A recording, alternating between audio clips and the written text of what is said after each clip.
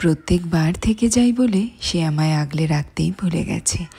এমনভাবে অবহেলা করে যেন আমি না থাকলেই তার ভালো। কিন্তু ফুলকপি আর শিমগুলোকে একটু অবহেলা না করে অল্প তেলে নুন আর হলুদ দিয়ে ভেজে নিয়েছি। আগে থেকে ভিজিয়ে রাখা মসুর এবং মুগ ডাল দিয়ে খানিকক্ষণ নাড়াচাড়া করেই 2 বাটি জল দিয়ে সেদ্ধ করে নিতে হবে। সেদ্ধ করার পর ডালটা যেন একটু দানা দানা থাকে। এবার সর্ষের তেল গরম করে তেজপাতা, শুকনো লঙ্কা, জিরে ফোড়ন দিয়ে পেঁয়াজ ভাজার পরে আদা, রসুন, টমেটো, কাঁচা লঙ্কা তেলে কষিয়ে নিয়েছি। পরিমাণ মতো নুন, হলুদ গুঁড়ো, লঙ্কার গুঁড়ো, জিরের গুঁড়ো আর সামান্য চিনি দিয়ে আর একটু নাড়াচাড়া করে সেদ্ধ করে রাখা ডালটা দিয়ে দিয়েছি। 5 মিনিট ভালোভাবে সবকিছুকে ফুটিয়ে নিয়ে কাঁচা লঙ্কা এবং ধনেপাতা কুচি ছড়িয়ে দিলেই তৈরি হয়ে যাবে গরম গরম শিম ফুলকপির ডাল। গরম ভাতের সাথে এই ডাল আর যে কোনো রকম ভাজা থাকলেই দুপুরের খাওয়া দাওয়াটা কিন্তু জমে যাবে। বাড়িতে বানিয়ে জানাবে কেমন লাগলো আজকের রান্নাটা, আর তার অভিমানের খোঁজ কিন্তু প্রতিদিন নিতে হবে।